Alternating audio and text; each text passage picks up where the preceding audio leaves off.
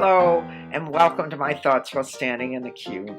The other day, I was at the railroad station, or standing in line waiting to get on the train, when I saw a bunch of teenagers whooping it up, and I remembered what agony my teenage years were. And I thought how miserable I was and how much I needed some wise person to give me some decent advice so I wouldn't keep trying to resist the urge to jump off a cliff and end it all. And so, now that I'm 82, I've decided to offer this advice to all you teenagers glued to your computer watching my erudite blog.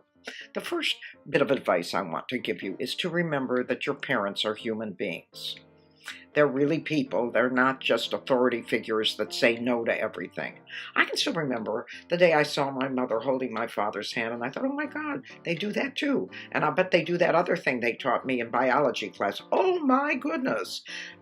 That was it. When I asked my mother about sex, she said to me, listen, just don't do it.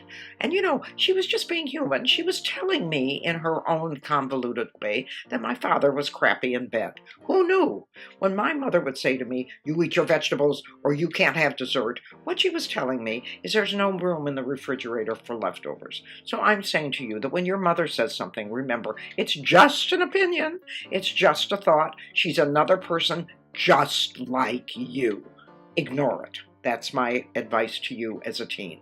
The second thing that I think you should remember is not to worry about grades. They mean nothing. I mean, look around you. Who's having the most fun in your class? Who is?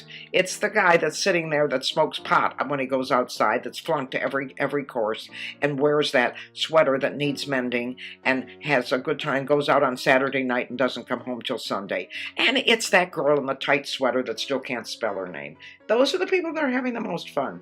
If you look again at your class, that little kid sitting in the corner biting his nails with his nervous pimples all over his face, he's the one that gets all A's. So forget grades. You really don't need them. They just get you in trouble.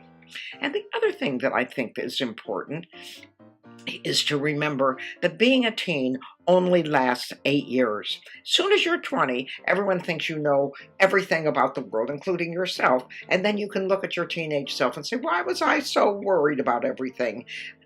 I know better now. So that's it. And then the other thing is how you look. Every teenager is worried to death because they think, yes, I want to be cool. Well, don't worry about it. Don't worry about it. If you have a pimple on your face and you think, oh God, I can't go out because I have a pimple on my face, I'm going to look terrible, everybody's going to make fun of me. That's not a thing to worry about. What you do is you go into the party or wherever, the class or wherever you're going, and you begin to divert everyone's attention. You start to sing.